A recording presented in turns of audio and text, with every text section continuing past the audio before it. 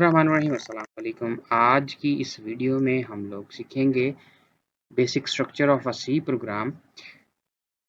हमारा ये video series का सिलसिला है। आज दूसरा लेक्चर हम लोग डिस्कस करने जा रहे हैं। चैप्टर नंबर फर्स्ट है introduction to programming, class 10th का, कंप्यूटर साइंस का, और इसमें हम लोग आज दूसरे लेक्चर के अंदर देख रहे हैं structure of a C program. तो बेसिकली सी लैंग्वेज जो है उसमें जो प्रोग्राम लिखा जाता है उसका बेसिक स्ट्रक्चर जो होता है उसके 3 पार्ट्स होते हैं। पहले नंबर पे उसमें लिंक सेक्शन और हेडर सेक्शन होता है। दूसरे नंबर पे उसका मेन सेक्शन होता है। तीसरे नंबर पे हमारे पास body of the main function होती है। अब वन बाय वन हम लोग इसको डिस्क्राइब करते हैं कि हेडर सेक्शन या लिंक सेक्शन क्या होता है। जब भी कोई सी लैंग्वेज का प्रोग्राम लिखा जाता है तो हम लोग उसमें फंक्शंस का एक्सटेंसिव यूज़ करते हैं जो कि ऑलरेडी डिफाइन होते हैं किसी भी लैंग्वेज के अंदर। लेकिन जैसे ही हम लोग उन फंक्शंस को अपने प्रोग्राम का पार्ट बनाते हैं तो उन्हें अपने प्रोग्राम का हिस्सा बनाने से पहले हमें कुछ हेडर फाइल्स जो होती हैं वो इंक्लूड करवाना पड़ती हैं अपने प्रोग्राम के अंदर, जो कि लैंग्वेज के अंदर ऑलरेडी डिफाइन होती हैं जिसके अंदर वो फंक्शन लिखा हुआ होता है। तो उसमें क्या होता है कि हम लोग सबसे पहले अपने प्रोग्राम को लिखने से पहले हम लोग उसमें अपनी हेडर फाइल्स को इंक्लूड करते हैं। While writing programs in C language, we make extensive use of function that are already defined in a language, जो कि लैंग्वेज के अंदर पहले से डिफाइन किए होते हैं। But before using the existing functions, we need to include the files where these functions have been defined। जहाँ पे जिस फाइल के अंदर हेडर फाइल के अंदर वो ऑलरेडी फंक्शंस डिफाइन होते हैं उसे हमें अपने प्रोग्राम का पार्ट बनाना पड़ता है। These files are called header files। We include these header files in our program by writing the include statement at the top of the program। हमारे प्रोग्राम का जो सबसे पहला लाइन ऑफ कोड होता है वो इंक्लूड स्टेटमेंट्स होती हैं जिनके ज़रिए हम लोग हेडर फाइल्स को अपने प्रोग्राम का पार्ट बनाते हैं, जिनमें से हमने जो प्री डिफाइंड फंक्शंस होते हैं वो हमने अपने प्रोग्राम में से यूज़ करने होते हैं। नंबर 2 होता है general structure of an include statement is as follows. ये नीचे उसने दिखाया हुआ है कि हैश इंक्लूड और आगे हेडर फाइल का नेम होता है जो कि हमने उस प्रोग्राम के अंदर यूज़ करनी होती है, उस प्रोग्राम की हेडर फाइल। हमारे पास आता है मेन सेक्शन। मेन सेक्शन हमारे पास जो होता है ये मेन फंक्शन पे मुश्तमिल होता है। हमारी सी लैंग्वेज जो है उसके अंदर मेन फंक्शन जो होता है वो बेसिकली उसका स्टार्टिंग पॉइंट एग्जीक्यूशन का कंसिडर किया जाता है। इसे कह सकते हैं कि every C program must contain a function, main function, and it is the starting point of execution. इसके बाद हमारे पास आता है body of main function. The body of main function is enclosed in the curly braces।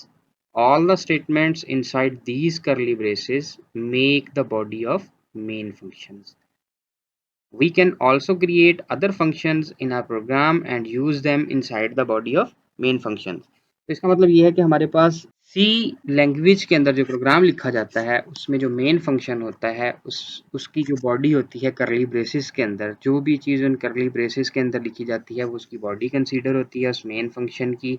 अब उस body के अंदर हम लोग जो है वो मुख्तलिफ लाइन ऑफ कोड जो हैं वो लिख सकते हैं। वो कोई प्री डिफाइंड फंक्शन भी हो सकता है या वो कोई ऐसा फंक्शन होता है जो यूज़र ने डिफाइन किया होता है, उसको फंक्शन को कॉल भी कर सकते हैं। और वो कहता है कि इसीलिए उसने कहा कि we can also create other functions in our program and use them inside the body of main function. मतलब हम लोग अपने प्रोग्राम के अंदर और फंक्शन भी क्रिएट कर सकते हैं, लेकिन जो मेन फंक्शन होता है उसके अंदर हम लोग सिर्फ और सिर्फ उनको यूज़ कर सकते हैं। उसके बाद हमारे पास एक इम्पोर्टेंट नोट है। इम्पोर्टेंट नोट क्या है कि हमारे पास सी लैंग्वेज जो है उसके अंदर जो स्टेटमेंट का सीक्वेंस होता है वो बड़ा मैटर करता है कि हमारे पास जैसे स्टेटमेंट लिखी जाती है उसी वे में वो एग्जीक्यूट होती है। The sequence of statement in C language program should be according to the sequence in which we want our program to be executed। कि जिस सीक्वेंस में हम लोग चाहते हैं कि हमारा प्रोग्राम एग्जीक्यूट हो उसी सीक्वेंस में हमें स्टेटमेंट्स को लिखना पड़ता है सी लैंग्वेज के प्रोग्राम के अंदर। दूसरा इम्पोर्टेंट नोट हमारे पास इसमें क्या होता है कि सी लैंग्वेज जो है वो हमारे पास एक केस सेंसिटिव लैंग्वेज है। केस सेंसिटिव लैंग्वेज का मतलब ये होता है कि अगर हमने कोई कीवर्ड जो है या कोई वेरिएबल डिफाइन कर लिया स्मॉल केस लेटर के साथ या स्मॉल अल्फ़ाबेट्स के साथ, तो हमें जब हमने उस वेरिएबल को दोबारा से यूज़ करना है तो उसे हमें स्मॉल केस लेटर के साथ ही दोबारा से यूज़ करना पड़ेगा। तो ये केस सेंसिटिव का मतलब ये होता है कि कैपिटल ए का मतलब कुछ और होता है, स्मॉल ए का मतलब कुछ और होता है। It means that if a keyword is defined with all small case letters, we can not capitalise any letter. For example INT जो इंटीजर हमारे पास एक कीवर्ड है, वो डिफरेंट होता है आईएनटी आई कैपिटल अगर हम लोग कर देते हैं उससे वो डिफरेंट होता है। इंटीजर स्मॉल आईएनटी जो होता है वो हमारे पास एक कीवर्ड रिजर्व्ड वर्ड होता है, और जबकि हमारे पास आईएनटी जो है वो उसको हम लोग एज अ वेरिएबल कंसिडर कर सकते हैं। इसके बाद हमारे पास होता है each statement of a C program ends with a semicolon symbol. हमारे पास सी लैंग्वेज प्रोग्राम जो लिखा जाता है उसकी हर स्टेटमेंट हमेशा सेमीकोलन सिंबल पे ख़त्म होती है। इसके बाद हमारे पास एक एक्टिविटी है, ये एक छोटा सा प्रोग्राम है, इसमें आप लोगों को दिखाया गया है कि सबसे पहले हमारा जब प्रोग्राम स्टार्ट होता है तो हम लोग हैश इंक्लूड के साथ एक stdio.h वाली हेडर फाइल अपने प्रोग्राम में ऐड करते हैं। इसका मतलब होता है stdio का मतलब होता है स्टैंडर्ड इनपुट आउटपुट। ये स्टैंडर्ड इनपुट आउटपुट की हेडर फाइल है, क्योंकि हमने अपने प्रोग्राम के अंदर इनपुट भी लेनी होती है, आउटपुट भी शो करवानी होती है, इस वजह से ये फाइल हेडर फाइल हमारे प्रोग्राम का पार्ट लाजमी बनती है। इसके बाद हमारे पास होती है हैश इंक्लूड conio.h। फिर हमारे पास हमारा मेन फंक्शन स्टार्ट होता है, ये ऊपर वाली हमारे पास आ गया हेडर सेक्शन, हैश इंक्लूड वाली दोनों स्टेटमेंट। फिर हमारे पास आ गया वॉइड मेन से हम लोगों ने जहाँ से स्टार्ट किया, तो वॉइड मेन हमारे पास इसका दूसरा पार्ट आ गया सी प्रोग्राम का। और करली ब्रेसिस के अंदर जितना भी कुछ लिखा है, जितनी भी स्टेटमेंट्स लिखी हैं, वो सारी की सारी बॉडी है हमारे पास मेन फंक्शन की। तो यहाँ पे बॉडी के अंदर हमारे पास सिंपली एक स्टेटमेंट लिखी हुई है प्रिंट एफ की, और डबल कोट्स के अंदर उसको बंद किया गया है। इट मीन्स कि एज इट इज़ प्रिंट होगी। प्रिंट एफ का फंक्शन है, प्रिंट एफ का फंक्शन कहता है कि इसके अंदर जो भी स्टेटमेंट कर डबल कोट्स के अंदर लिखी जाती है वो एज इट इज़ स्क्रीन के ऊपर प्रिंट हो जाती है। तो I am a student of class 10th, ये एज इट इज़ जब ये प्रोग्राम एग्जीक्यूट होगा, एग्जीक्यूट होने के बाद हमारे पास फाइनल आउटपुट आएगी, तो I am a student of class 10th हमारे पास स्क्रीन के ऊपर डिस्प्ले हो जाएगा। उसके बाद हमारे पास purpose and syntax of comments in C program. हमारे पास सी प्रोग्राम के अंदर जो कमेंट्स यूज़ होते हैं उनका बेसिक पर्पस क्या होता है और उनका बेसिक सिंटैक्स क्या होता है। सबसे पहले हमारे पास कमेंट्स होते क्या हैं। Comments are the statements in our program that are ignored by the compiler and do not get executed. It means कि हमारे पास कंपाइलर के अंदर जो स्टेटमेंट्स कंपाइलर इग्नोर कर देता है, उन्हें एग्जीक्यूट नहीं करता, वो स्टेटमेंट्स कमेंट्स कहलाती हैं। Usually comments are written in natural language, for example in English language, to provide description of our code. Mean to say कि हमारे पास कमेंट्स जो होते हैं वो हमारी नेचुरल लैंग्वेज यानी कि इंग्लिश लैंग्वेज में लिखे जाते हैं। और वो बेसिकली होता क्या है, वो कमेंट्स होते क्या हैं, वो हमारे पास हमारे कोड की डिस्क्रिप्शन होते हैं, जो हमारे पास हमें बताते हैं कि हमारा कोड जो है, ये लाइन ऑफ कोड जो लिखा गया है, इसका बेसिक पर्पस क्या है। इसकी डिस्क्रिप्शन होती है comment. Purpose of writing comments. Comments लिखने का बेसिक पर्पस क्या होता है, इसके बेसिकली इसके दो पर्पस होते हैं।